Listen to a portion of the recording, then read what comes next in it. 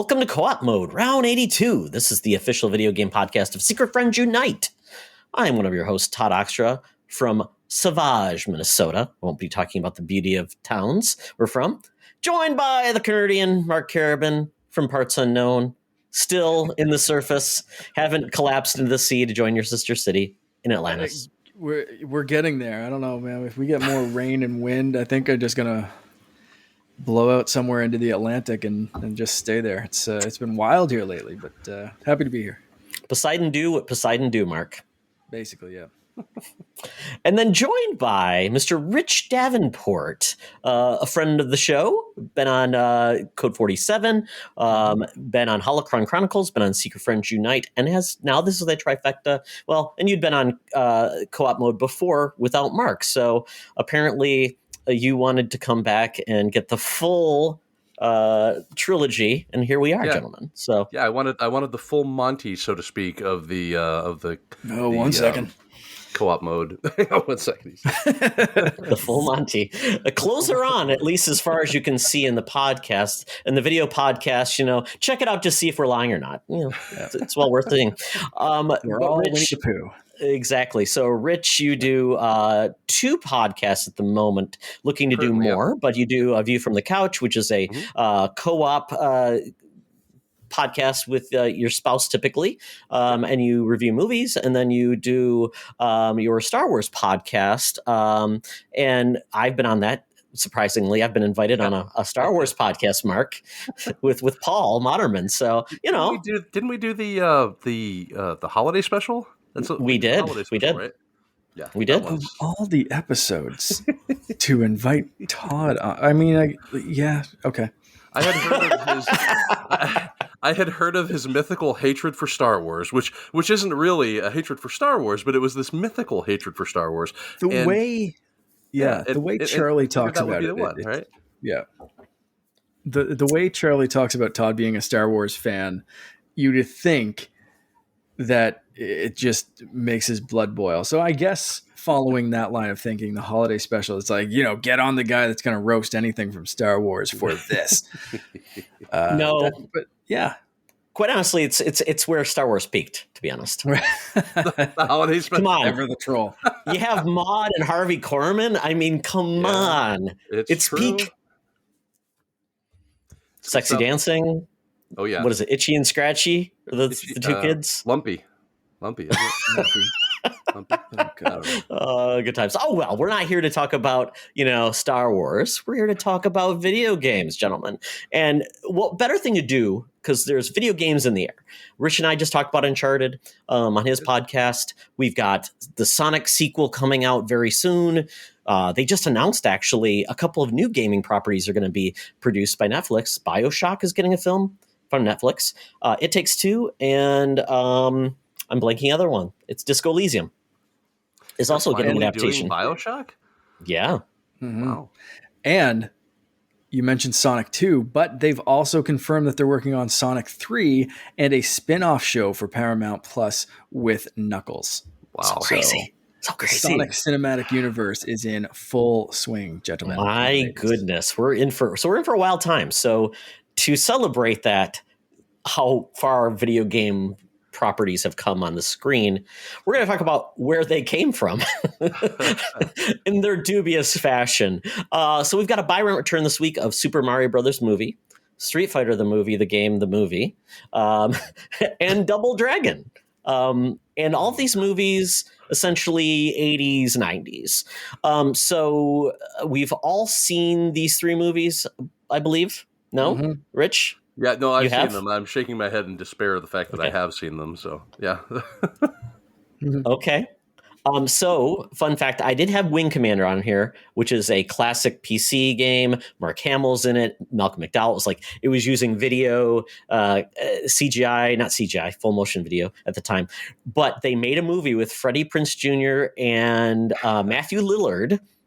Oh my God, really? In I believe it was 1999, because I saw this crap fest. Wow. It was horrible. But the reason I saw this movie, Mark, to see the episode 1 first trailer. Right. That's right. It was in front of this, wasn't this?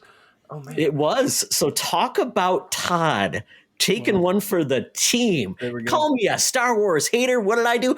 I endured one of the worst movies I've ever seen in my life. It's probably one of the worst ever to see the trailer for episode 1. So who's a super fan? oh my god. That's it. Yeah. Be getting Star Wars Episode 1 tattooed on your chest, just right across, just bam. Episode 1, the Phantom Menace. I've got a baby Watto tattoo. You haven't seen it ever. Oh god. Oh well. Yeah, so we're gonna talk through these. So Rich, you're the guest. Buy, rent, or return Super Mario Brothers, Street Fighter, Double Dragon. Boy, okay. So right off the bat, I'm going to say return Double Dragon because, good God. Now the other two though, they have varying levels of nostalgic cheese to them, right? Like, I mean, Super Mario Brothers, you have got Captain Lou Albano in that film, and No, and- you was, don't. isn't that Bob Hoskins. Bob Hoskins? Why am I thinking of Captain Lou? Oh, Because Captain Lou he's is in the Super cartoon. Mario He's Brothers in the Power Hour or Super Show. whatever. Right, Yeah, right. the Super That's Show. right. Sorry. Bob Hoskins. Right. Yeah. Okay. So you've got Bob Hoskins in that, but you've got Raul Julia in Street Fighter. Mhm. So I mean, which one do you? Wow, man, who do you love more? I mean, what's better than seeing Raul Julia in that getup? I mean, he looked ridiculous in that. What is that general that he played? I can't remember the guy's name. That would be M. Bison. That's right. Bison, yeah, and Bison, yep. In that getup, I'm gonna have to go with Street Fighter as my keep. I'm gonna go with Super Mario Brothers as my rent, and definitely Double Dragon as my return because no You thanks. got Fennec Shand as Shun Li. I mean, come on, how awesome is that? But I mean, come on, Double Dragon. It's got, Robert Patrick. You've got Alyssa Milano. I mean, come on, Right. the star power of that movie. Yeah. Mm-hmm. So Mark, what's his last name? Dacascos, the That's Iron the Chef one. Jr. The Iron Chef, yeah. That's he's one of the brothers, Jimmy, I think, but could be Billy. I don't know. They're interchangeable things. Yeah. So what my choices? Oh man, this is tough because they're all so bad. And but like so good. Like Rich, you kind of like they all have like weird kind of charms to them. Like Raul Julia just hated doing this, but also loved every second of it because he just ate up everything and kind of knew he was dying. As I think in this one, like this was like the last movie he did, wasn't it? Oh God! Like he was just an like, Orson this Welles is where thing, I'm right? going out. Yeah. Oh my God. Shit. Yeah. But that like Super Mario Brothers, you have Bob Hoskins, John Leguizamo, who I mean, are we gonna talk about Bruno? Like, oh my God! Can we talk about Bruno a little bit? Dennis Hopper, like that has the most star power. I mean, really, that has the most star power. Yeah. A paycheck goes a long way, apparently. I just watched Double Dragon not that long ago too. I actually watched these and like both Mortal Kombat, like the original Mortal Kombat movies, recently, because I torture myself sometimes. Are you like is this like your like treatment mark for all of the Encanto? You're like, I need something to balance me out, a palate cleanser. Yeah. That's your palate cleanser? Exactly it. Yeah. Well. All right. Okay. So I'm going to buy Street Fighter for some reason that I can't think of right now. So I'm making all these up as I go. I'm going to rent I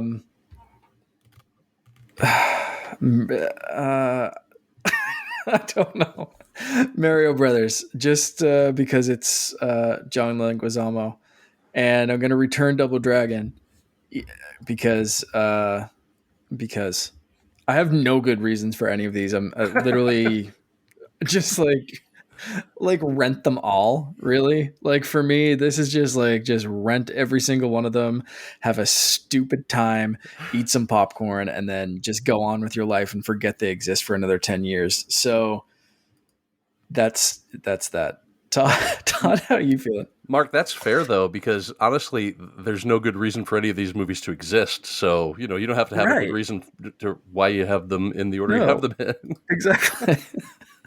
So I will return Double Dragon because I believe that is the movie that was made last on this list, and it should have known better, and it didn't. It didn't. I mean, it crapped on all of that classic lore of Double Dragon. Come on, it's such they had great mythology to build from. I mean, that opening cutscene where he punches the girl in the stomach and he drags her away. I mean, what tells a better story? You had a Bobo in there. You had whips, other characters, I'm sure. Iconic whips, climbing ladders, crazy hair, right? Yeah, kneeing people. Oh yeah, all those classic elements for great storytelling. Mm-hmm. Yeah, so yeah, that's going away.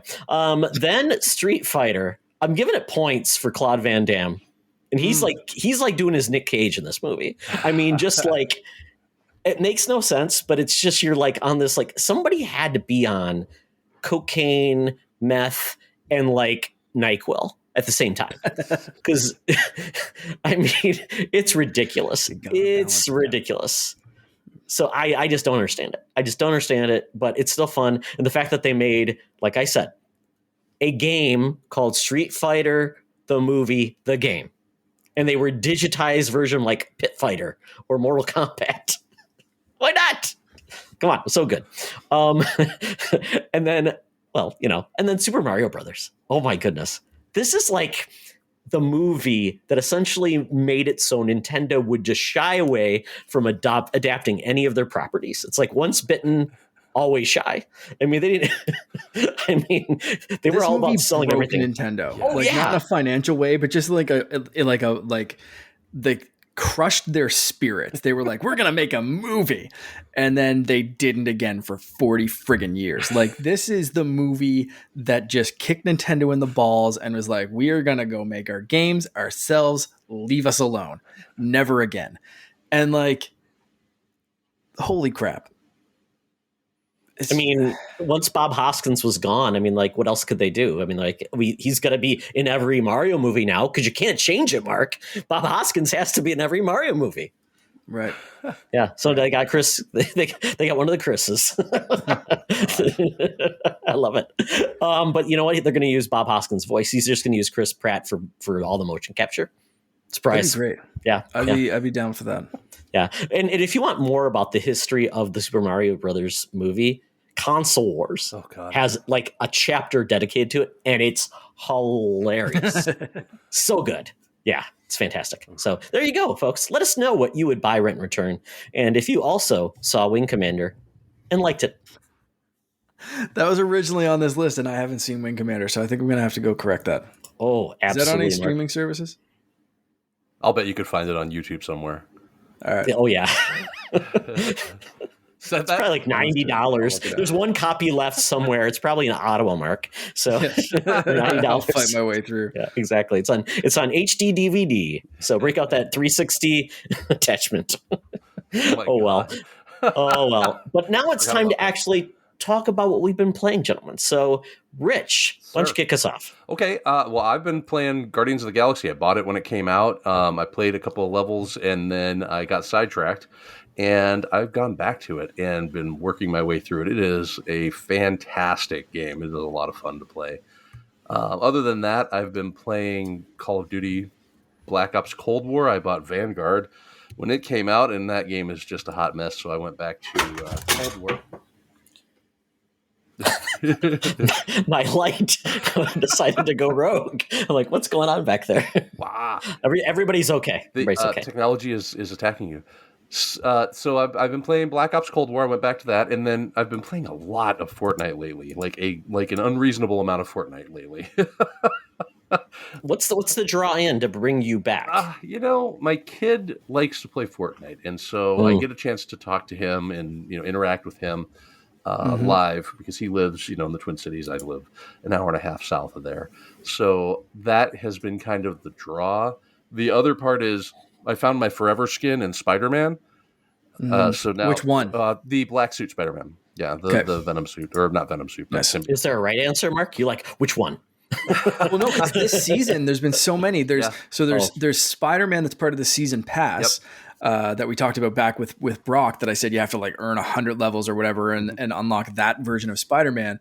But then you can get the black suit, Future Foundation, and like a few other kind of variants of that suit. Mhm. But then there's also one that you could buy, which was the Tom Holland one, where you can take his mask off and it's Tom Holland, Right. and Zendaya was there too as MJ, and you can get the double pack and all that kind of stuff, and it is a slightly different kind of take on Spider-Man. Just like I have like 4 friggin' Batman costumes in the game. Yeah. So it was a valid question, I think, is definitely. which Spider-Man, because you've seen, for anyone that's even played a tiny bit, you see like, and they released the pointing meme kind of thing. So you do see a ton of different Spider-Men all pointing at each other and be like, "You're Spider, no, you're Spider-Man." Okay, yeah. Anytime So, I valid see question. a Spider-Man in the lobby, that's exactly what I'm doing. I do the emote, Right. point, hey, it's you. So that's basically everything that I've been. It's tax season, so I don't really have a ton of time to play video games, but those are my go-tos. I was thinking about that Black Ops Cold War. That's a long title. Call of Duty Black Ops Cold War. Yeah. I don't even remember which one that is. Was it a good one? It's the one from last year. It started out pretty okay. poor. Okay. Started out pretty poor, but it ended up in a good spot. And the mechanics and everything are a lot of fun. And so, I've gone back to it because I guess, like I said, Vanguard just has kind of flopped for me. The matchmaking is terrible on these games, but I seem to be able to get around that with Cold War somehow. So I have found that I've had to go. I used to play a lot of hardcore mode, like online hardcore, when I was younger, when I was a little faster. But now that I'm a little older, I've got to go back to regular like core, where it's not insta kill if somebody basically it's not like a game of tag, right? So yeah, I've got to have time to react to my old man hands. Needs to place against some bots. I'm really good against bots. Yeah. Oh yeah. Actually, I'm not really. Nice.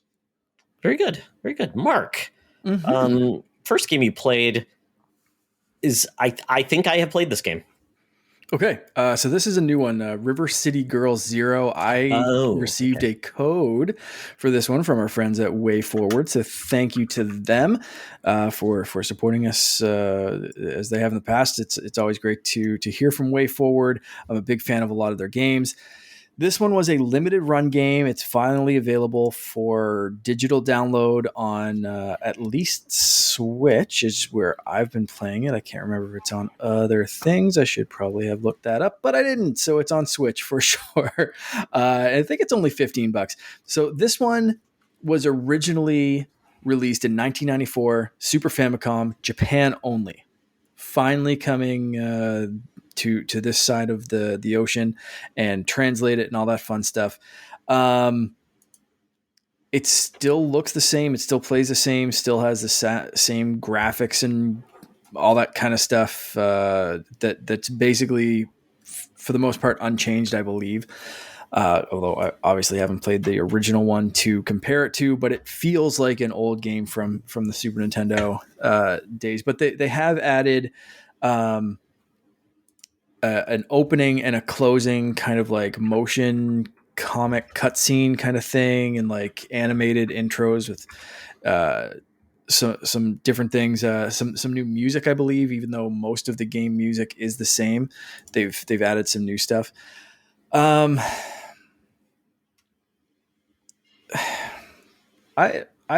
want it to love this game because I like, speaking of Double Dragon and those kind of movie games and stuff. I usually like beat 'em ups. I don't know if I just wasn't in the mood this week to play a beat 'em up or something, but like there's a lot of dialogue in this game, like a lot.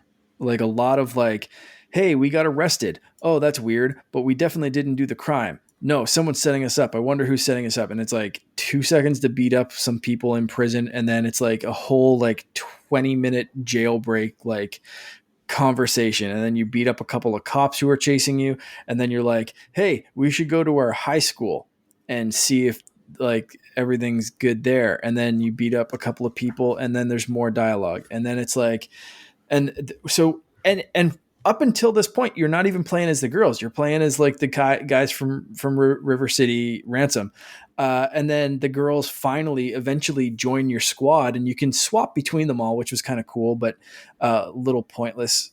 Aside from like that's your lives. But the thing is, if you don't switch out quick enough, and your character dies, it doesn't automatically switch to the next person. You just die. So you could have 3 characters with full health, and then one of them dies. And if you didn't switch out, you're dead. So that was a bit because I just kind of let it happen. I was like, yeah, it'll just like switch to the next person, and it didn't. And it started me over on that. Usually level. like you die in those games and then like you get the counter, like the 10 seconds, right? Right. To then either bring in another character or if you have a continue or whatever to do something versus, leaving you hanging like that. Yeah, it was weird. Weird Can choice, Can you skip those cutscenes, or they're not even cutscenes, are they? Of course not. Nope. Oh, okay. In game. Yeah, not even like cutscene. No, it's like in game. Or fast forward. Text that nope, it can't even like fast. Yeah, no, it's a little. It gets a little grating if you're not in the mood for it, which apparently I wasn't this week. But like the mechanics are fine. Like it's not breaking any ground. Like each character has their own special move, but aside from that, it's punch kick, and there is a back punch button or back kick. So like if 2 of the enemies, like if one's approaching you from the front and the other's approaching you from the back, you don't actually have to turn your character around. There is kind of like a forward and backwards attack button, which I thought was neat. But aside from that, there is co-op, like couch co-op, local co-op gameplay for 2 players, not 4, because even though the Switch is capable of 4 and there's 4 characters in this game after the first couple of levels, they didn't add that in because Super Nintendo games only had 2 controllers. So there's a few things that, like I said, I just kind of wish if they were upgrading some things, I wish they were upgrading other things and that kind of stuff. But it was, it's fine for $15. Like it's a cool addition to your collection if you want to check out something that's never been released here before.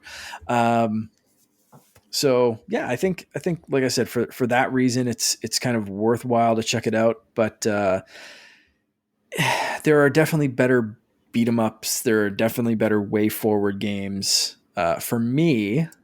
But it's cool I like those kind of games where you see the thing, you see something like this has never been released before. And even if it's something like, is it Star Fox? The one that was on the Super. Oh, Star Fox 2, right? Star Fox 2? Yeah. Right. Mm-hmm. So like even stuff like that, where it's like, you play it for like a half an hour, like, it's like, yeah, okay, cool. I kind of see why this game was like dropped or whatever, like, but it's still a neat addition. And that's kind of how I have to approach this game. Cause yeah, it's like a rough Japanese only, like, I think they were more into story back then and like dramatic dialogue for a beat 'em up game. Like it was very much, like soap opera.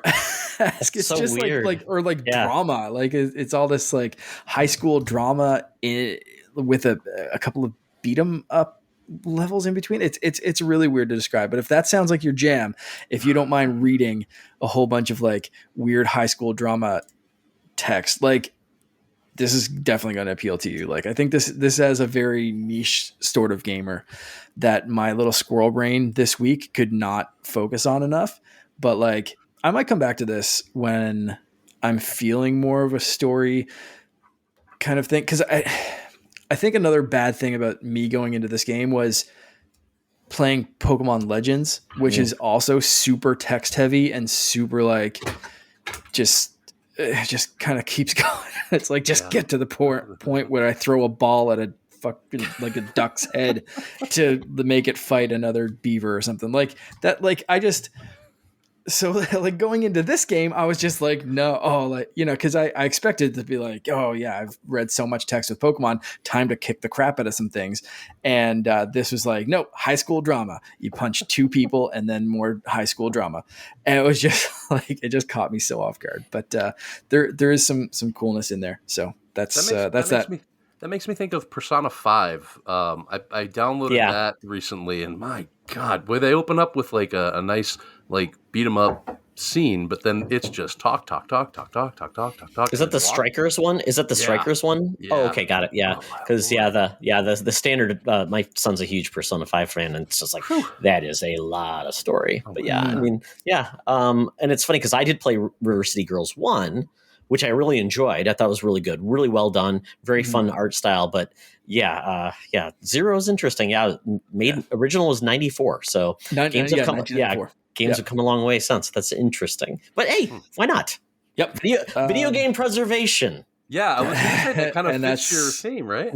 Exactly. Yeah, I'm really happy that we're going to be talking about that later. The last thing I do want to talk about is I played the Nintendo Switch Sports online test. I can't remember if they have a fun name for it this weekend, but that was basically they did an online test of a few of the sports for the new Nintendo Switch.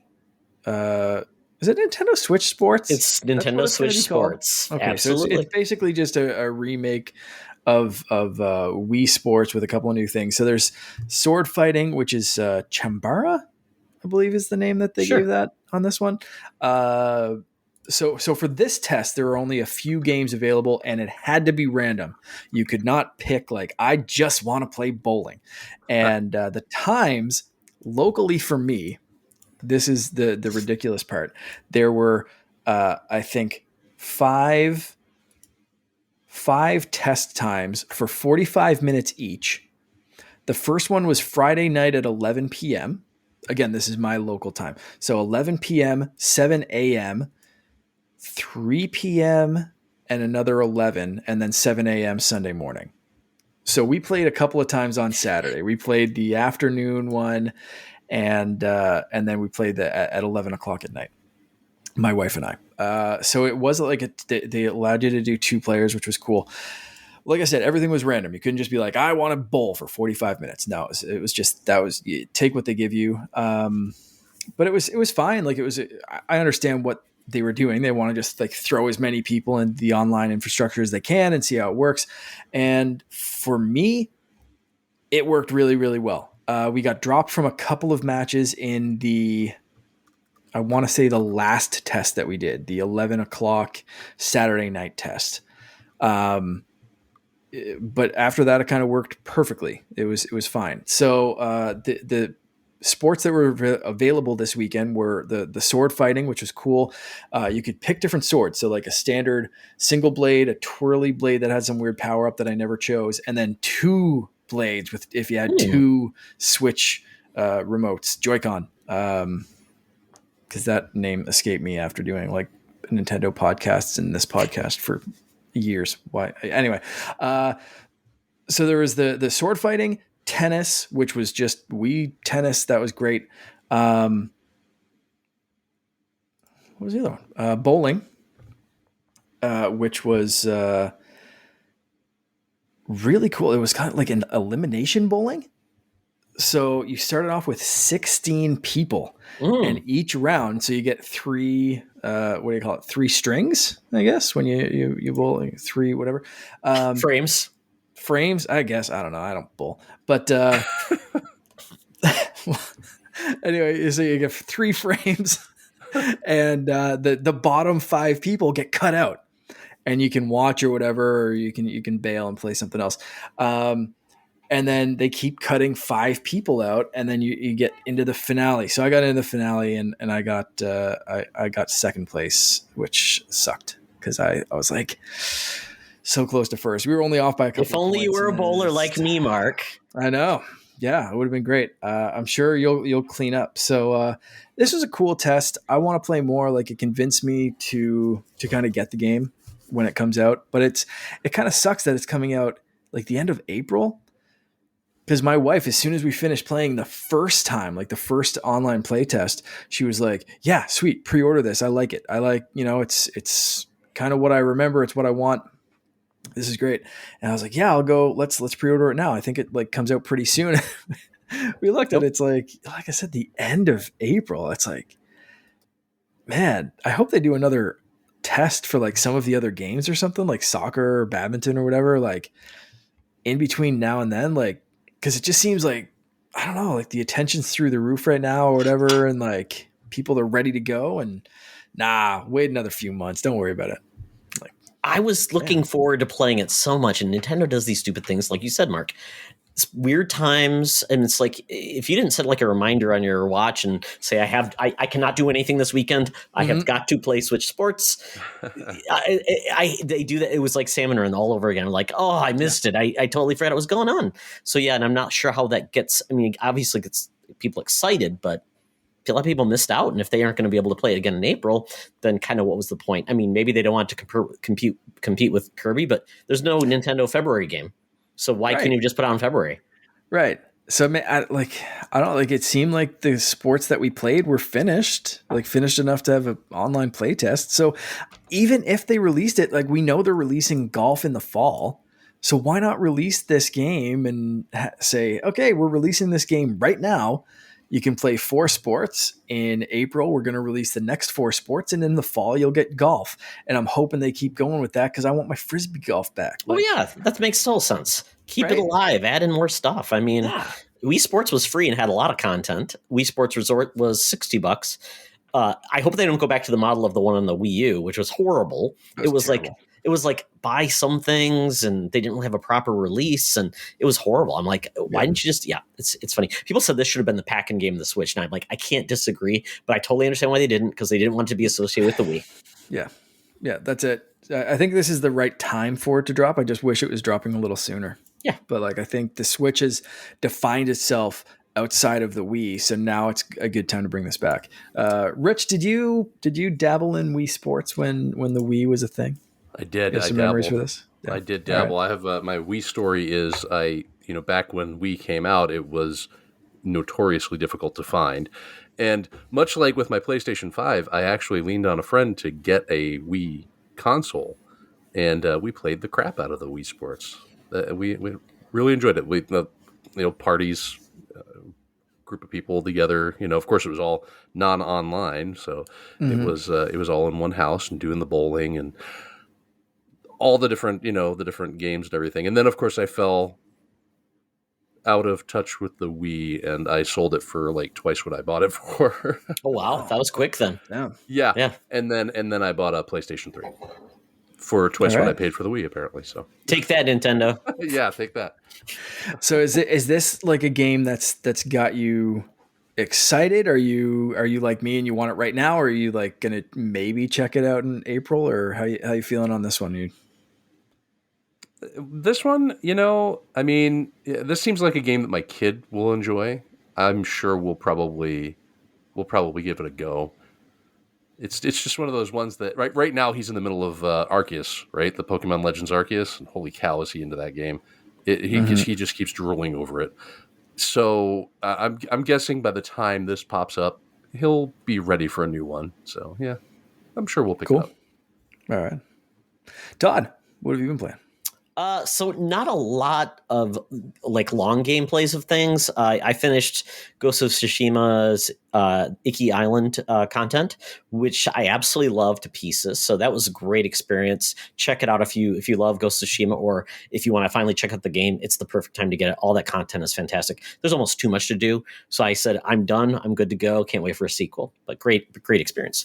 But then I decided to finish Horizon Zero Dawn, because I'm playing Horizon Forbidden West. And know who's playing more of that than I am? My son. He never played Horizon Zero Dawn, but when he saw me playing Forbidden West, he's like, oh, I really want to try that. So he had a 4-day weekend. So, of course, he's all in on it. He's playing on a hard mode, of course. I'm not. And we were just playing around with some of the, this is a sequel to Guerrilla Games from 2017. Their really debut game on PlayStation 4. They had a Killzone game, but that was kind of a different era. I mean, just kind of surprising everyone with the studio that makes a first-person shooter to do something like this, where it's a big open world third person. It's very much like an Assassin's Creed game. Mm-hmm. A lot of people compared it to that, which is kind of a cool, apt way to put it, because I kind of think of it as that in that Far Cry, those type of games.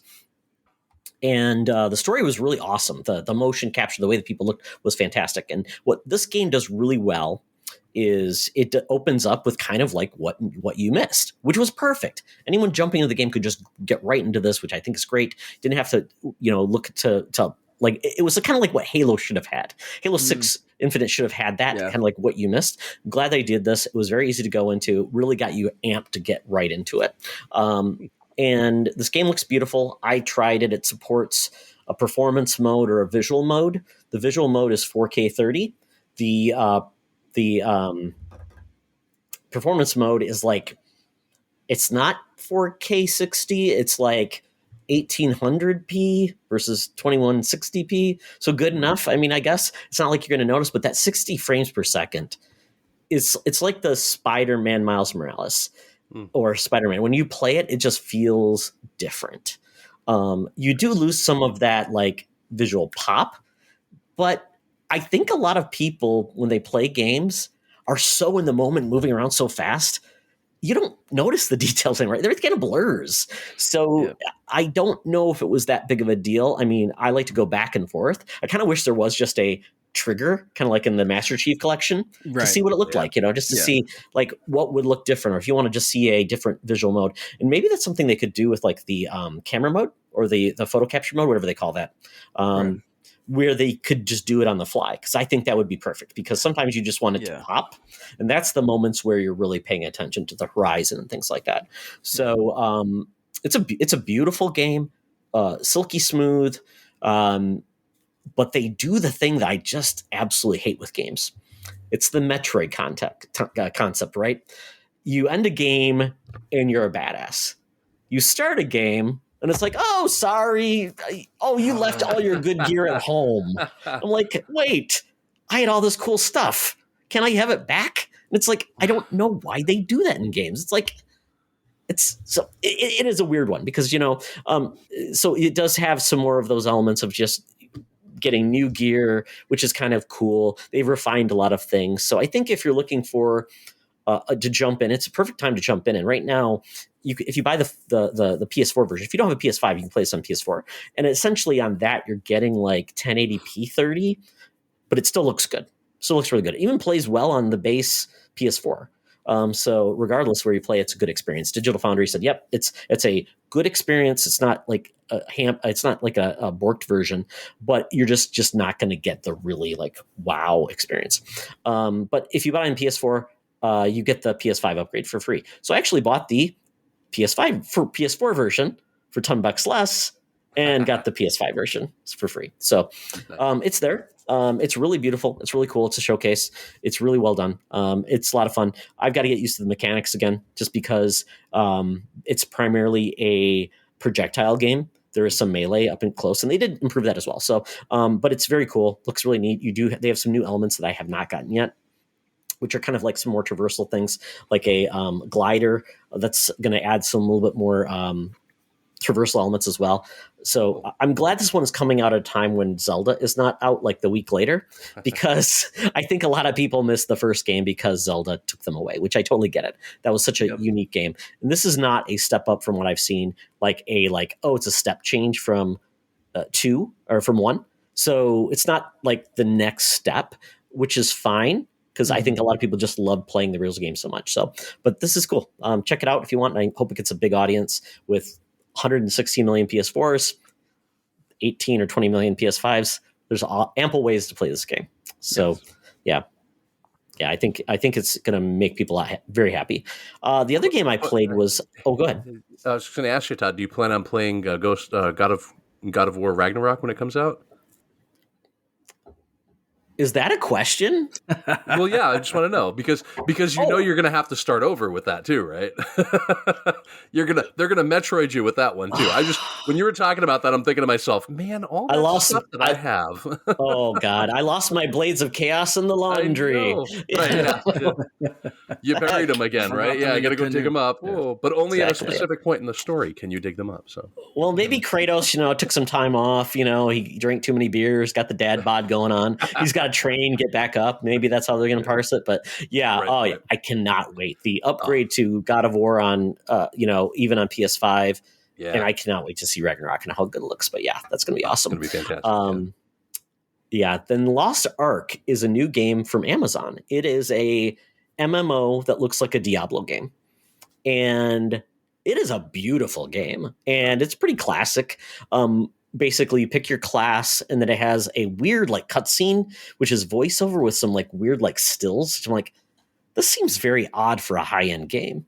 This game is very popular on Steam. It's huge. It's free to play, too, which is kind of neat. The value is high, but there's ways to pay if you want with things.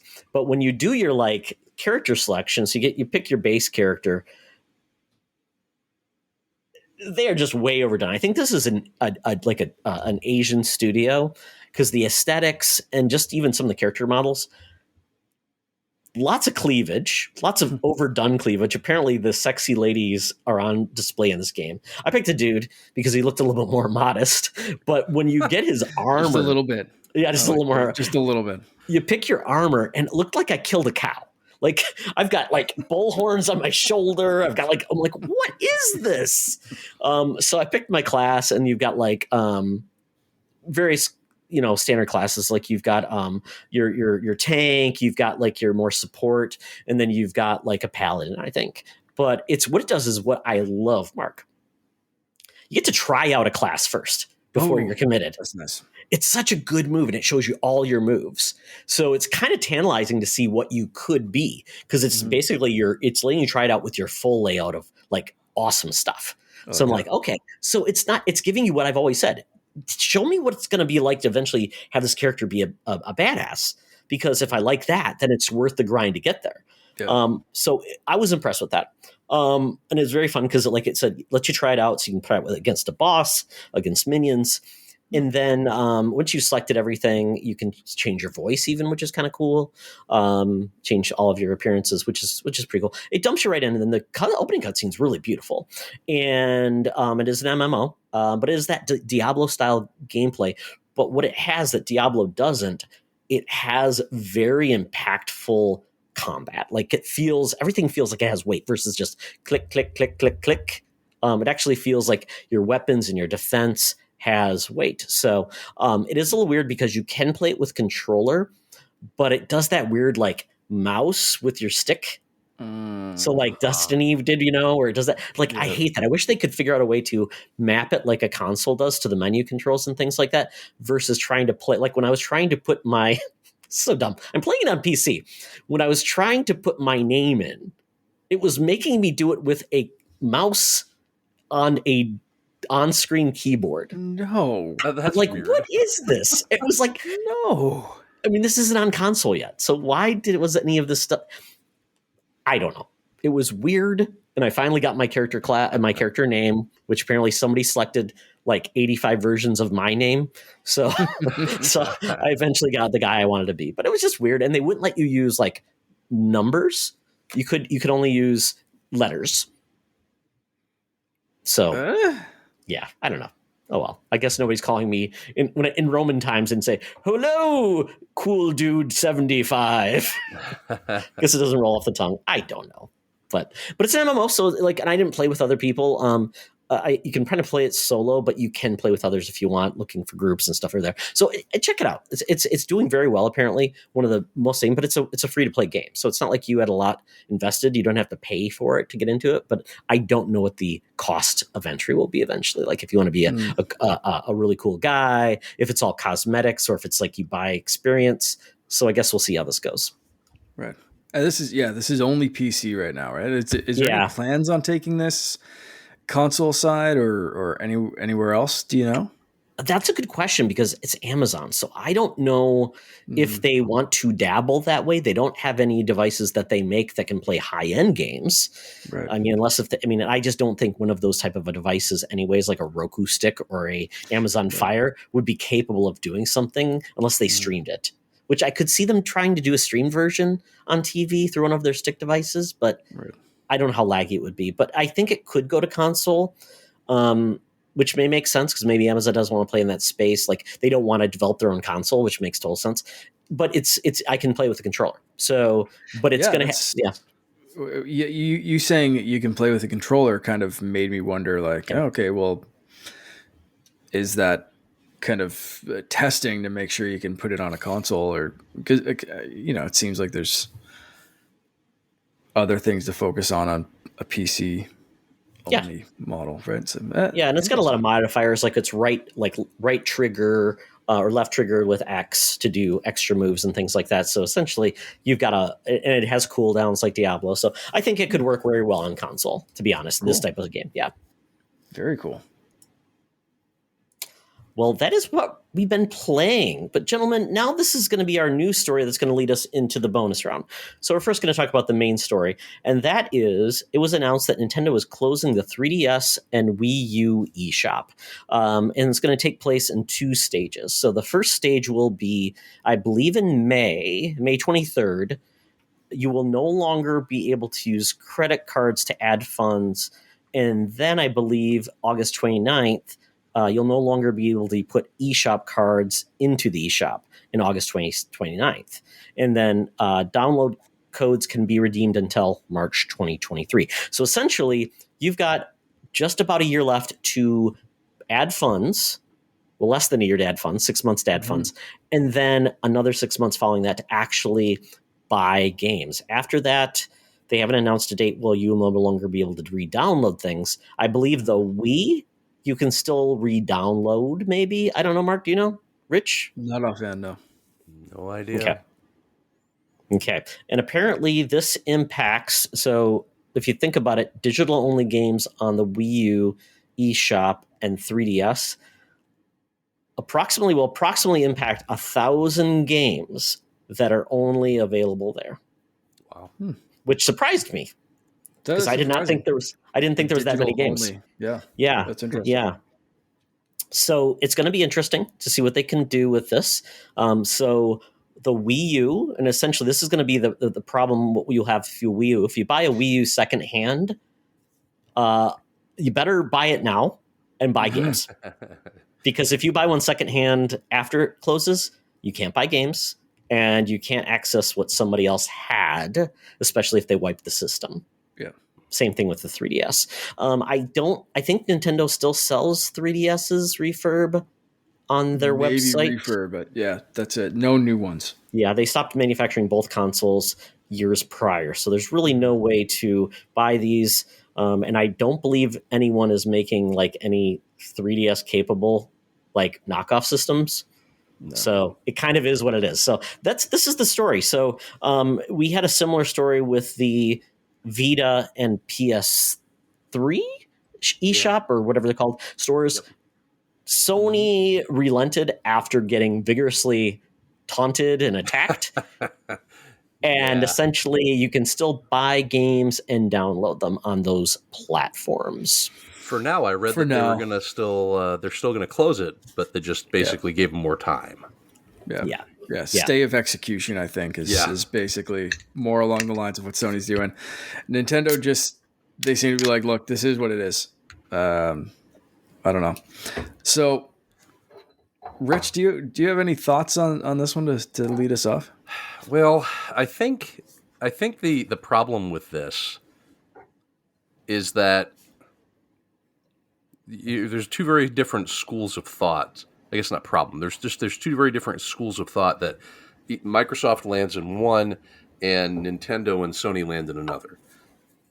And Nintendo and Sony are very, very much focusing on what's next, whereas Microsoft is focusing on making sure everything is playable forever on one console, which will win them points in the long run, I think.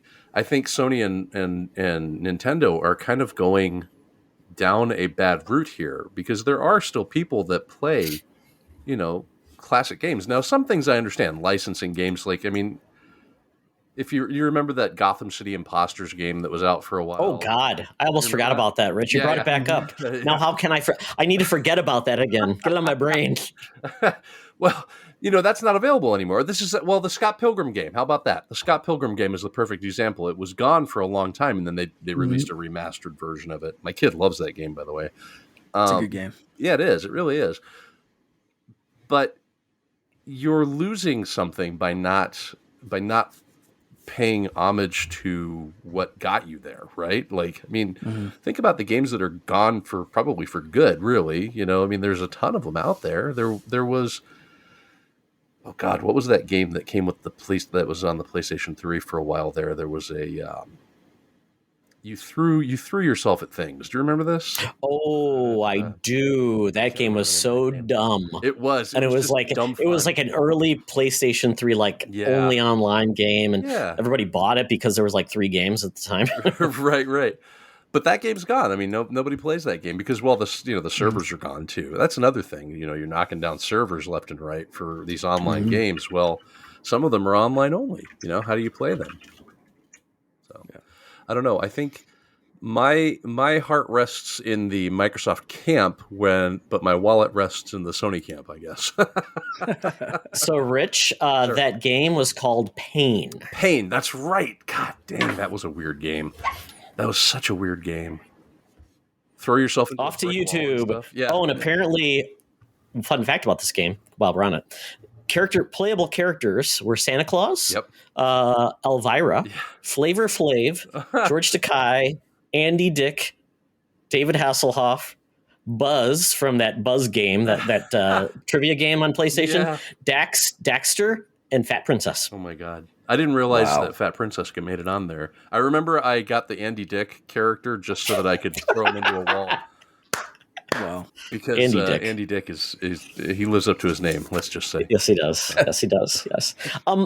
So I'm trying to think about what is currently, I guess it would be then the PS3 and 360 are the oldest existing, and Vita, PSP closed, are the oldest existing continuously online available stores, excluding Steam and GOG and those things like that. Right. So, Mark, I do not have any 3DSs. I don't have a Wii U anymore. So what is your strategy then for these platforms that are going to eventually close?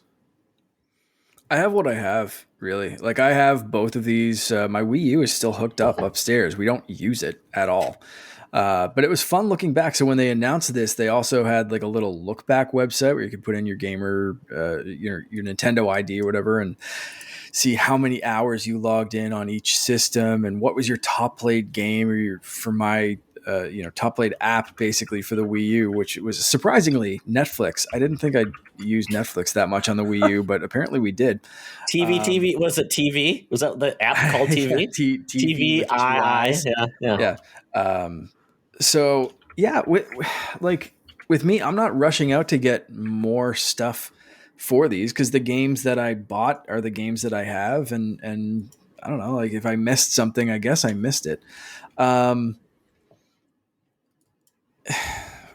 I get some of the outrage for this, but at the same time, I kind of like at some point you have to rip the Band-Aid off, and it sucks now because there are some games that are online only and you can't go to a secondhand store and say, I missed this game. I want to get this, years down the road, like I can do with my GameCube and find something at a flea market or here or there or whatever. But at the same time, like they can't keep going with this hardware indefinitely because, keeping servers up costs money. And, when the N64 or the GameCube came out, you couldn't really walk into a store and buy Super Nintendo games, I suppose, years after they stopped making Super Nintendos and that kind of thing. And that was when it was all brick and mortar stores. And I'm sure there were some people that were like, we still like our Super Nintendo. I don't want to get a GameCube, but like, life moves on and the market moves on, I suppose. And well, that's why your parents get pissed off, right? It won't play those new games. Right. And sadly, Nintendo has chosen to go on with the Switch and restart the eShop, which I was really hoping that the Wii U purchases would continue on, but I'm hoping that now they've kind of seen the kickback of this. They've learned that online stores, they've seen Microsoft use as an example, and the goodwill that brought, like Rich said, that I'm hoping that the Switch, whatever the Switch 2 or the Nintendo something that they'll call their next console, will continue those digital purchases. With the Wii U, I wish it worked like that. That would be great. The Wii U had a hell of a library, but the console itself was kind of a problem, or a solution looking for a problem, as I used to call it, because it was just a weird piece of hardware. The 3DS, however, is tough. You kind of have to leave that behind because they've left it behind. They don't have a 2-screen weird little system, and that worked for the DS and it worked for the 3DS, but with the Switch, that's now a single screen and does what it wants to do and does what it does quite well. It's tough to emulate that, or to pull off some of those games that might use the bottom touch screen and then the top screen for something else. Like, some of these you just can't emulate. You just can't do on, like Todd, like you said, like unless someone makes some software or some hardware that kind of apes what the 3DS was doing, like you can't do that on anything else. So it sucks from a game preservation standpoint. Like, things are just going away. Nintendo's moved on, but like, how long do we want them to hold? How long as a company do we expect them to keep supporting this and to keep paying for the servers and like Rich, you said, like paying for the licenses and this and that. And it's like, they have the data. They see how many people are still logging into the Wii U and the 3DS, and it's probably severely dwindling. And there might have been a spike this week when this news came out of people going, I really need Pushmo, and going after that on the 3DS. But like, after this week or the next, it's probably going to die down. I'm going to guess by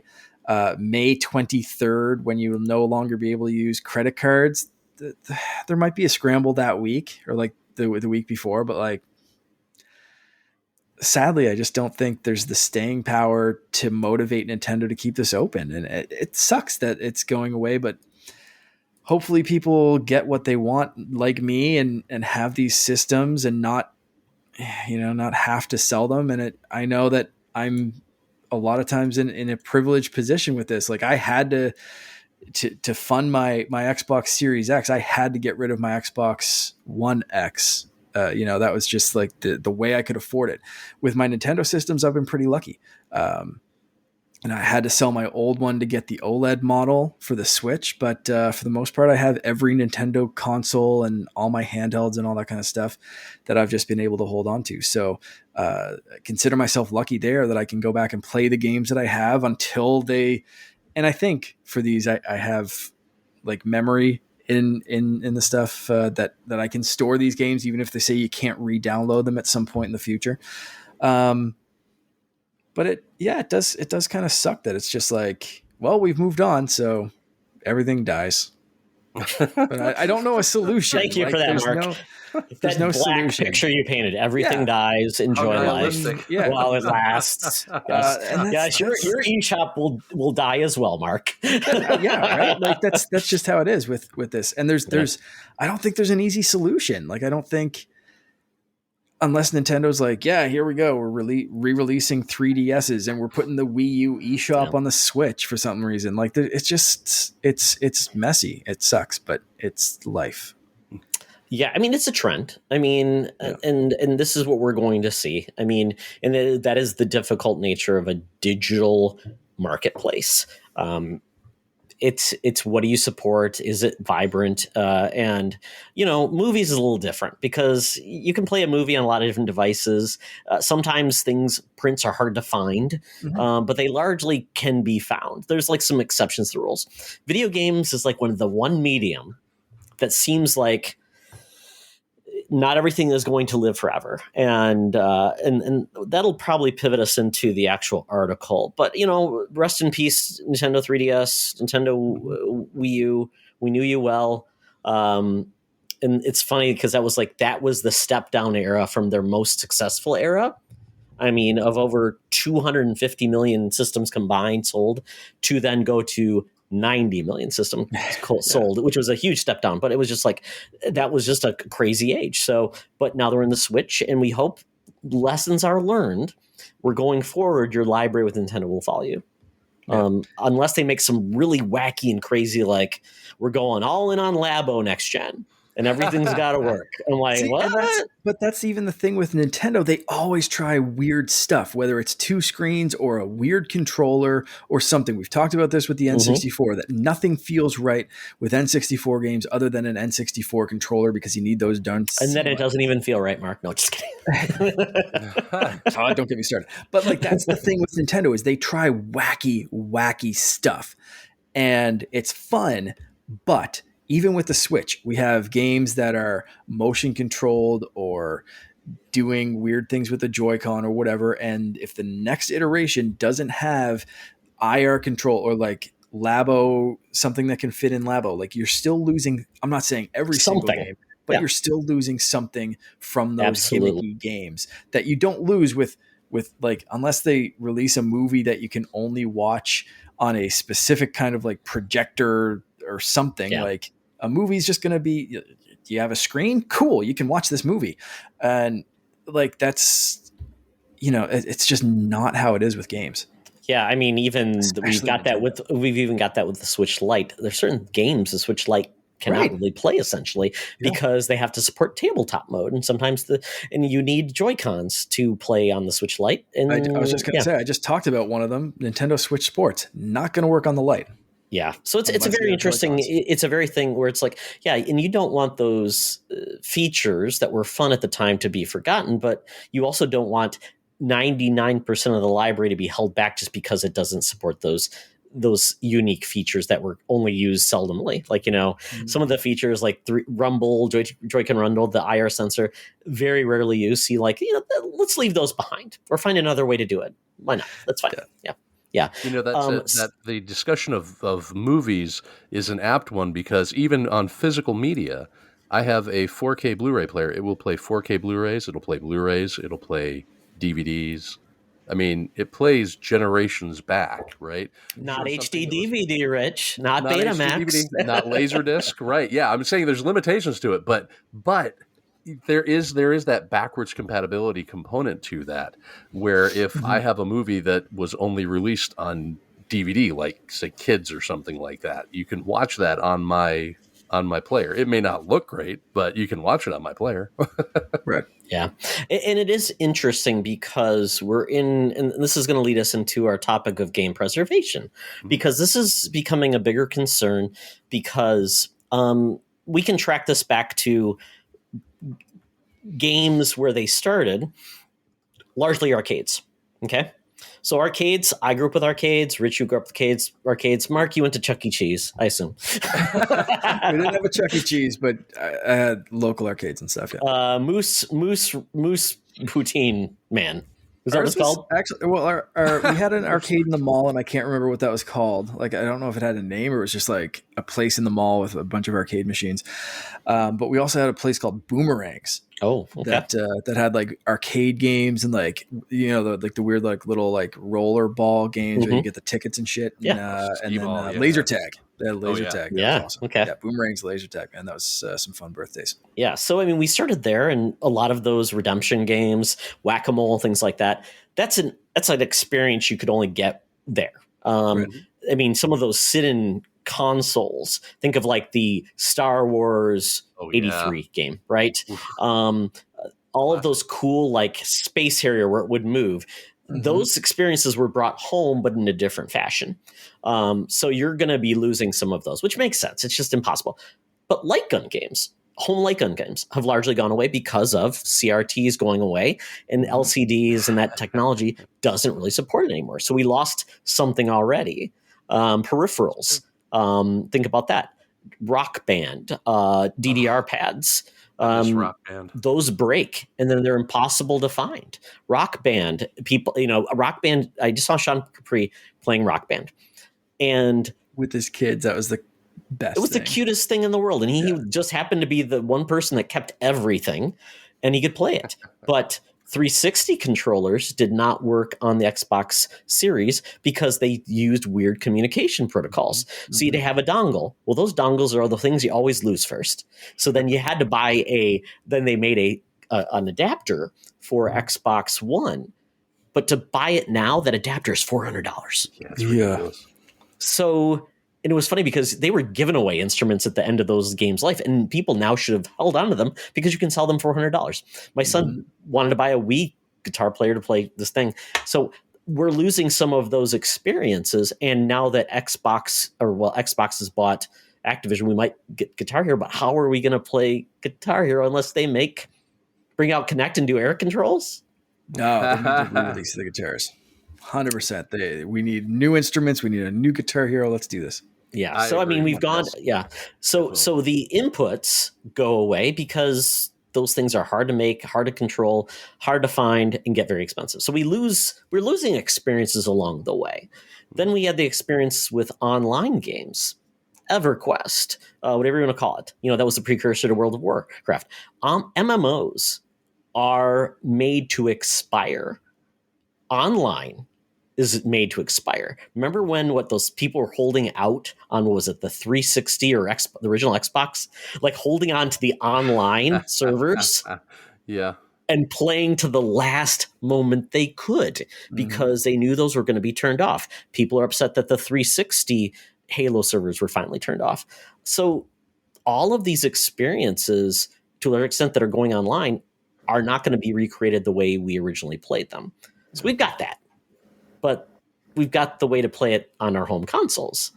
And we've already brought up licensing. I mean, I'm getting ready to move. I was looking at what I owned physically on disc. And I bought a 360 so I could play licensed games that aren't supported on Xbox One. The Captain America game, the Punisher game. That Punisher game. I mean, all these games, some of them are good. Lollipop Chainsaw, which is just a dumb game by James Gunn that is not compatible on Xbox One for some reason. So even we're making these progress forward, not everything is carried forward licensed. So that gets us kind of where we're at today, where PS5 is now backwards compatible with PS4. Xbox Series X is fully backwards compatible with Xbox One, partially compatible with 360, and barely compatible with the original Xbox. I think there's 25 games. So the question becomes, what are there any solutions for game preservation? It's tough. Well, for the older games, I mean, when you talk about like your Super Nintendo or your NES or your Sega Genesis, you just keep the console and, or get a console and you can buy carts and, go from there, right? But some of these games that came out on 360, like the entire game's not on the disc. There's still stuff that has to be downloaded to be able to play that game. And that was even more prevalent when it got to the Xbox One and the PlayStation 4, right? I mean, how do you maintain those games? If those people decide they don't want to carry that game anymore, if you don't have the content downloaded that you needed to play that game, you're out of luck. You're out of luck. That's the problem with digital, in my mind, in that the owners of that, if they decide they're not going to carry it anymore, you're out of luck. So, yeah, most modern discs are just there as copyright protection, as a placeholder. They don't control the whole. They have a state of the game and limited data. Switch is the same way. We found that Switch carts largely come on 16 gigabytes or 8 gigabytes, I think. And a lot of the games are like 60 gigabytes. Well, people don't want to pay, I don't know, whatever the cost of a Switch card is because it's got memory on it and stuff like that. Yeah. They don't want to pay for it. So largely you've got games like, I think Witcher 3 maybe is the whole game on it, but that's a rarity because they paid for it. So a lot of games. And I even heard like it was a game on the Wii U that was a Xenoblade Chronicles X, I think. It had a downloadable expansion that made the gameplay better. Like it had like assets, things you can install, which once that shop goes offline, then you just get a physical copy of that game. It's not gonna perform as well as when you could have it now. So there's problems because games require patches at launch. I mean, launch day patches. You're exactly right, Rich. DLC like Fortnite. Think about that. You both play Fortnite. Oh yeah. What is the Fortnite and compared to launch to where it is now? What is like the Fortnite? What is the Fortnite? Yeah, it's for those kind of games. Yeah, you can't even get into preservation because what part are you preserving? Are you preserving chapter 1, chapter 2, or we're on chapter 3 now? There's a completely new island. Are you preserving Battle Royale that was in beta mode up until Save the World, right? Now Save the World. Like what is it? And that's it's tough. And it like one of the interesting, like we've seen the film industry and TV industry kind of go through these growing pains, and they've had a lot longer to figure things out. But like one of the articles that we were reading for this to kind of prepare was like talking about the BBC losing the original Doctor Who tapes and the original, someone they just taped over them because they didn't care back then. And luckily someone found them in a basement or whatever it was. And, some of them are still found or whatever, but like those again are that what was filmed is what is there. And that's it. With games. Yeah. You can change so much, but even just preserving the code, like for the base game or like even when it's updated or whatever, like preserving that code can be tough because you can preserve the code or like you get the Game Preservation Society and Video Game History Foundation. Archive.org is.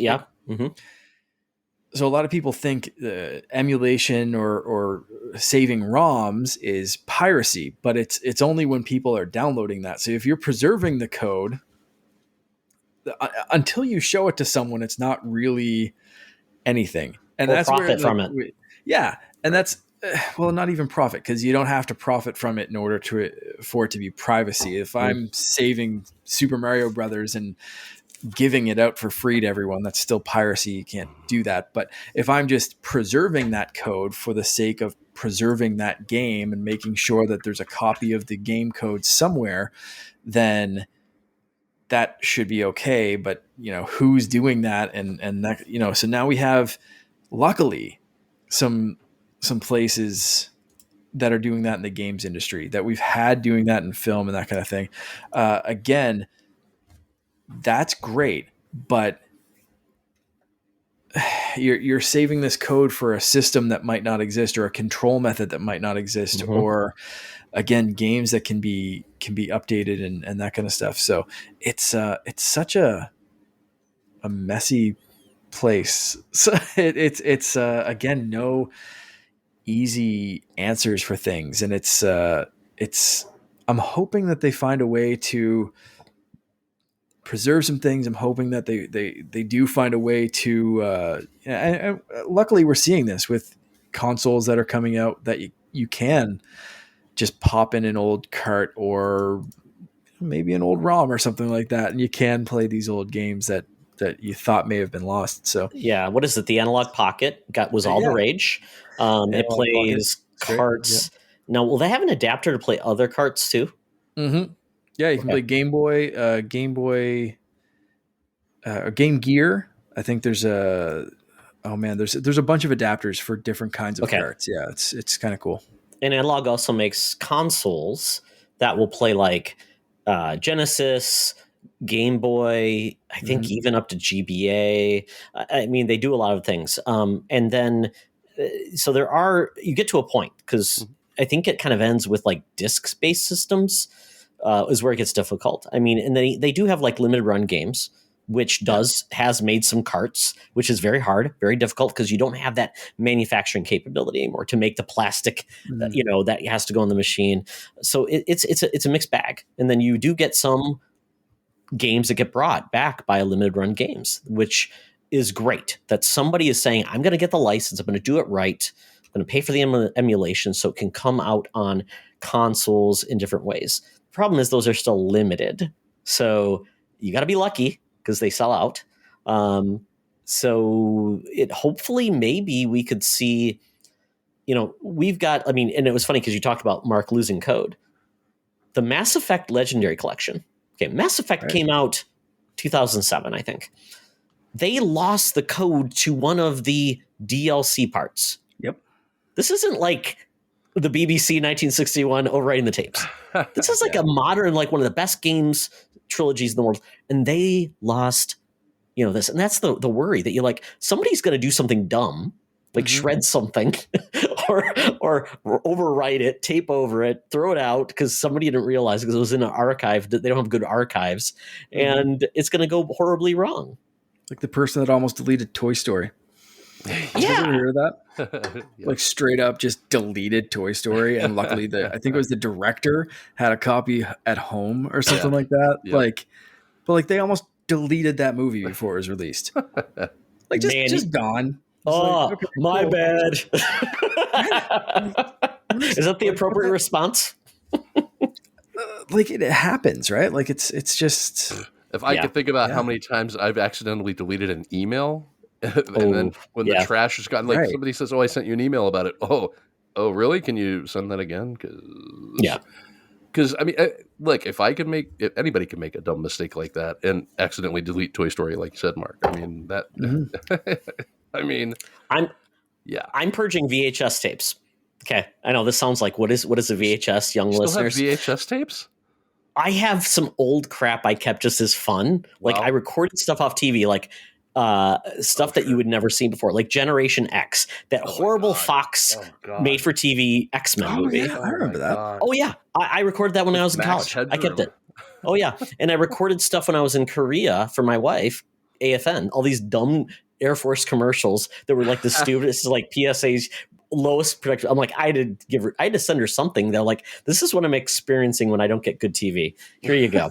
But yeah, I mean, it's like I have, and another thing is like I have 8mm, what is it? Digital DV, whatever. It was a video camera format.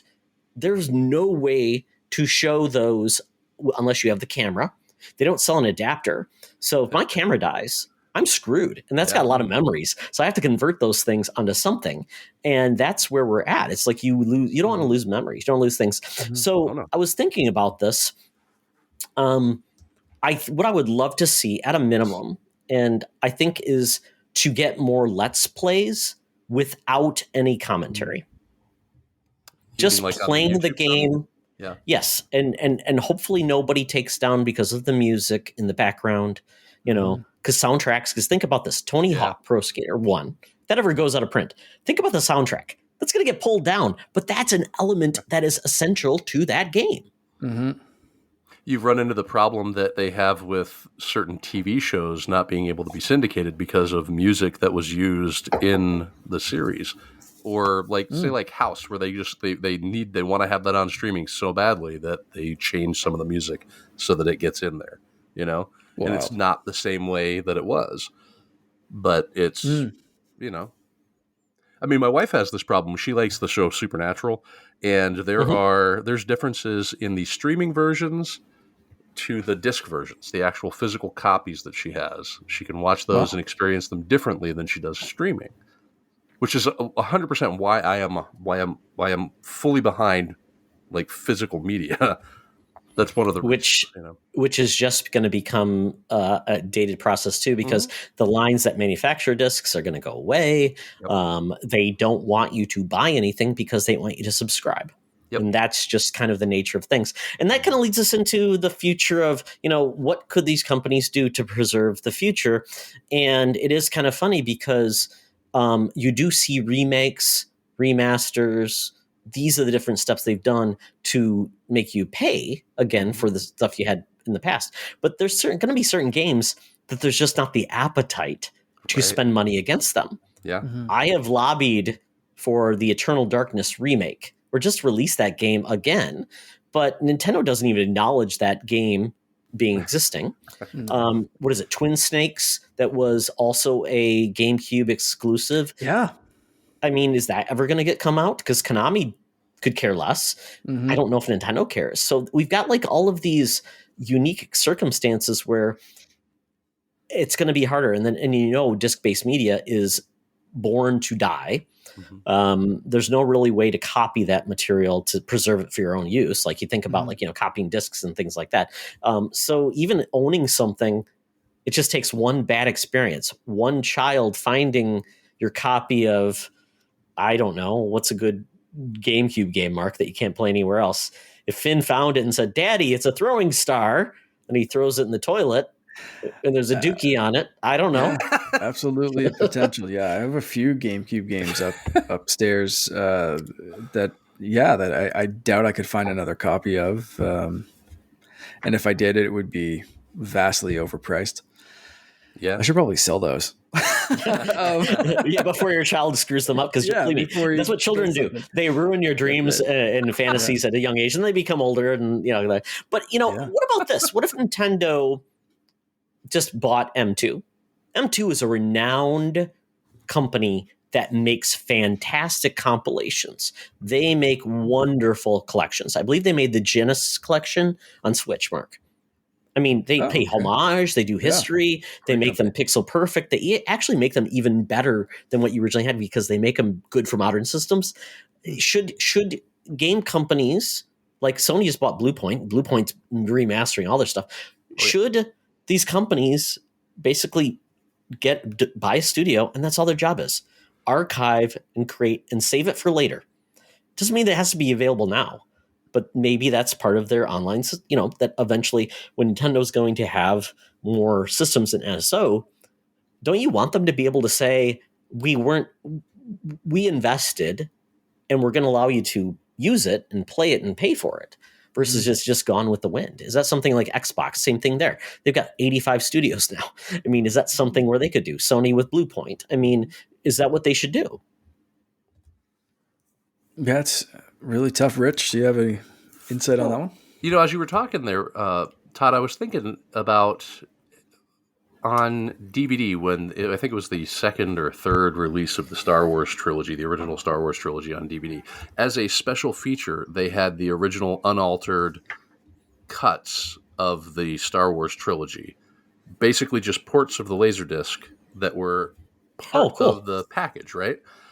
What if like you said, where if they were to get a studio like Bluepoint that just catalogs everything, and then eventually if they bring, say, Resistance back, and they're doing Resistance as a remake, they could offer the deluxe edition, because they always have these deluxe edition and ultimate editions of everything, right?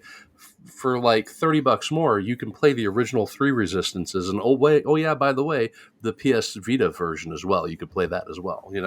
Like. That's a great call out. It's like it's there if you want it, and you're paying a premium for the luxury. I think a lot of people would do that because right now, collector's edition, it's like what a stupid map, something you throw away, a statue you may not want, or something like that. And what's more valuable is something that is the original or a part of the history of that game that is something you could play. Yeah, like like Mark. Sorry, I was going to say, Mark. Remember that GameCube send away offer for Nintendo Power? It was the Zelda collection on a disc.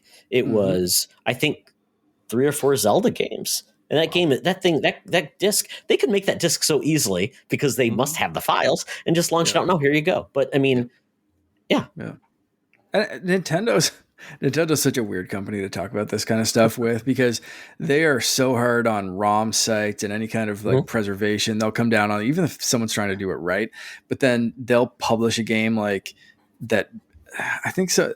Was it Super Mario All Stars or something? Like they essentially they were accused of using a They used a ROM ROM. or Yep. something, right? Like that originated online. Or something. Like it's Wait, they're what? such a weird company. They Yeah, pulled a Yeah. ROM from Yeah. offline and used it as oh god, that's Well, they own a copy, Mark. They own a copy, Rich, right? That's the rule, right? You got to own a copy.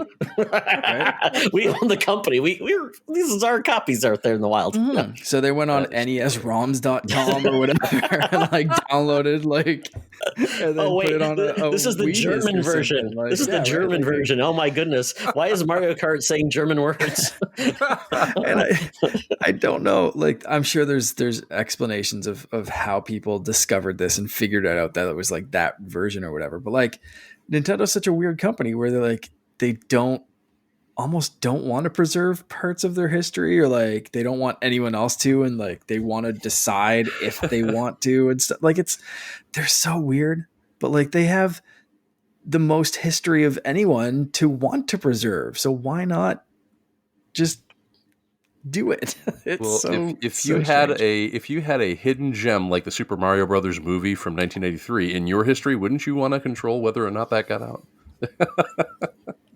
Yes. Yes. Well, think about it this way. You know, we have the Nintendo Universal Studios Park coming out. Mhm. Yeah. They don't even need that. They just need like the Nintendo History Museum. And that would be just as popular, and people would travel to it to play like games and see history and watch documentaries and all of these cool things. And there's a passion for it. I'm watching a cool series right now called Slugfest on Roku. And it's really like 10-minute stories about the history of Marvel and DC. And it's absolutely hilarious. It's got like reenactments. It's got people playing like Stan Lee and things like that. Just imagine if Nintendo decided to do something like fun, like behind the scenes of how they came up with Mario, how they did. I mean, there's so much cool history. And I just remember also G4 did an Icon series, which was essentially 30-minute like documentaries about things that happened in the past. There's so much passion for it, especially now that this is like our youth and our passion. We just have a hunger for it, and it's a shame that it's going to go away. And I before we wrap up, I did want to say I did a little experiment. So in the name of science, I had heard someone talking about a thing called dolphin. So kids, dolphin, don't look into it. There is a way to see Nintendo games in a way they never were before, at a high resolution, beautiful, with the control scheme of your choice. So I decided to experiment and see what Metroid Prime would look like in HD. Ooh. How did that with go? mappable controls on a high-end PC. It's impressive. Is this an And that is no emulator or- work being done. It's an emulator. Okay. And if you own the game, which I do, I still own my copy of Metroid Prime. I don't own the GameCube anymore because I bought a Wii, and I'm like, I'm going to play that on the Wii, and I didn't want to because motion controls, things like that. So it's really cool to see how good those games look with no effort. And just imagine that when you see someone doing Breath of the Wild in 4K and that emulation that they do, and just what they can do with the hardware, and it just seems like there's easy ways to bring that stuff back. And I just hate that profit gets in the way, because Nintendo has a way. I think they have a 300-year plan, and we're just not aware of what that is. And eventually we'll get there. But, it's kind of sad that, right now we lost the eShops, the virtual consoles, and where we're at today, we don't know if we're getting more NES games. We don't know if we're getting any more Super Nintendo games. We're probably going to get more games, but GameCube games, we've seen what they did with Galaxy on Wii. That's a Galaxy was a Wii game.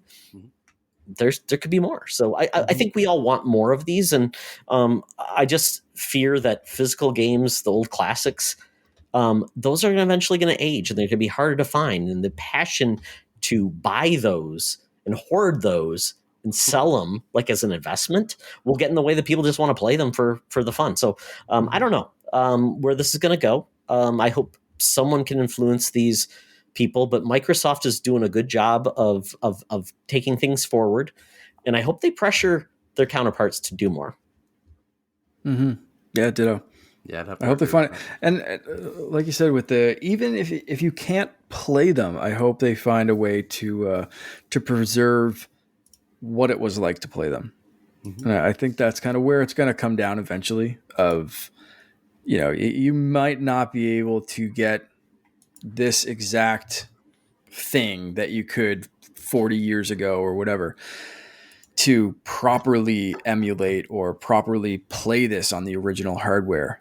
But yeah, there's a place you can go online, or there's a place you can go wherever in the real world, a library, museum, whatever it is, and watch something or experience something that preserves this these past generations of games. So I hope they find a fun middle ground. How about they bring back the Nintendo Hitline, but it's a YouTube channel. Nintendo runs it, so they can't get a I takedown. like it. Yeah. And they just play the games and they show all the secrets. And they take people through it and they give a little history. Almost like a DVD commentary, right? That'd be neat. See, Yeah, That would be I'd so watch it. cool. Yeah. Oh, really I mean, Mark, I'd watch it. why hasn't Nintendo called me? Oh, They wait, should because hire you. because they've listened to me podcast. Right. I was gonna say this is the nicest you've been to Nintendo in years. I'm a changed man, Mark. I'm a changed man. I've turned over an overleaf. I'm excited for Kirby and I'm ready to go. Congratulations. Yes. I've got mouthful mode on my mind. Beautiful. Yes. Well, that is it for the show, everyone. We want you to tell us, though, how you would preserve video games, your ideas. We want them. We want to know what you can do to make video games a better place. And I do apologize. I was going to talk more about my VR system. When I went to use it, it needed to be updated. So it's waiting there because I got a nice comment that they like the show and they want to know more about VR. So I'm going to do that more in new episodes once my headset's updated. So it's my reality with video I almost games. bought an Oculus this week, and I might buy one this coming week. I found I have to do some stuff with my house, so I held off on going out to buy an Oculus, but yeah, it might happen sooner rather than Mark. later. Can't wait. I was like literally in Best Buy, like looking at them, and and then I was like, I chickened out at the last second, like, no, I got to be a responsible adult and leave this place right now. Well, there's no new hardware coming out anytime soon, so you're good to go. It's gonna happen. It's gonna happen. Exactly. Before we do wrap up, yeah. I do want to add and let people know that there is going to be a big streaming weekend in memory of Bobby, our friend, the Nintendo guru. That is coming up because this is a bi-weekly show. I want to give people a little heads up. I think it seems like that's going to be March 4th to 6th that weekend. There's going to be a bunch of people streaming. They're still trying to figure out like the final, like what there's going to be prizes and which fundraiser, like who we're going to be fundraising for and all that kind of stuff and who's going to be involved. There's a little chat group going on right now that I just got added to. So keep an eye on Twitter. Todd will tell you where to follow us on Twitter. And Sean Capri, the Mega Dads or the Nintendo Dads. I think everyone's going to be involved. So if you can find any of those, Console Cato, and I'm going to try to be involved as much as possible. So follow us on Twitter, and if you can donate, awesome. But we're going to do something in memory of Bobby that we're going to hopefully raise some money for a charity of his family's choosing, I believe, which is going to be nice. That's fantastic. Yeah, it's I just look at my laptop, I see the Gaming for Guru sticker, and I think of Bobby every day. Yep. Yeah, this is going to be awesome. So, yeah, definitely. There'll be more to come about that on our socials.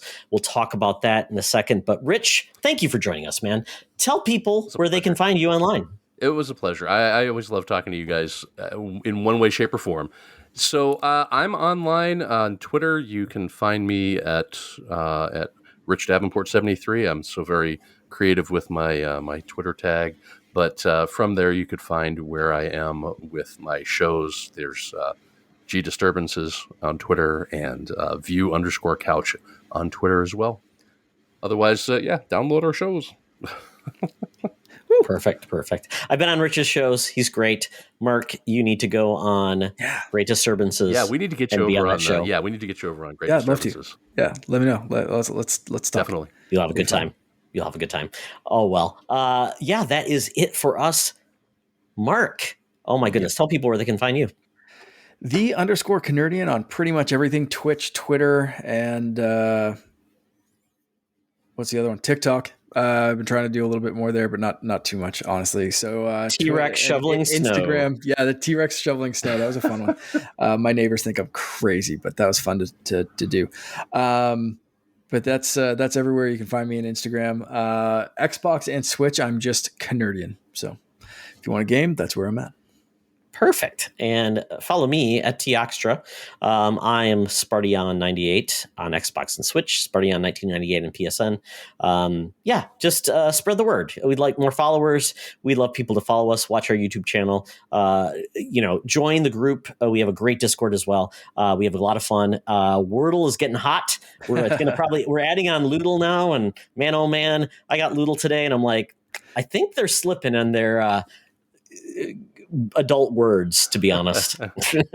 Some of them are a little weird for Loodle. I mean, how many 5-letter lewd words can you find? Like some of them are a little stretch. Some of them have to be used in a very specific context, and other ones I've never heard of before because they're like some weird like slang from like one British suburb once, and it's just you just gotta throw letters until something works or you run out of time. Leave it to Gary Whitta to make a weird slang British lewd puzzle game. Oh well. Is that who makes that? Oh yeah, Gary Whitta. He designed hilarious. it. I didn't know that. That's amazing. The writer of Rogue One. Yeah, that's awesome. Yeah, he's a great guy. That is it for the show. Hope you guys had a good time joining us on our adventure into the world of games. Rich, Mark, it's always a pleasure. And remember, folks, it's always better to game together. This podcast is part of the Secret Friends Unite podcasting network. Visit secretfriendsunite.com for more great shows, articles, news, reviews, and more. Secret Friends Unite podcasts are available on Apple, Google, Spotify, and other podcast services around the world. If you'd like to be part of the conversation, you can join us on Facebook or our new Discord server, or follow @SecretFriendsU on Twitter. Please subscribe to Secret Friends Unite on YouTube and visit our merch store at tpublic.com. Just search Secret Friends Unite. Thanks for listening.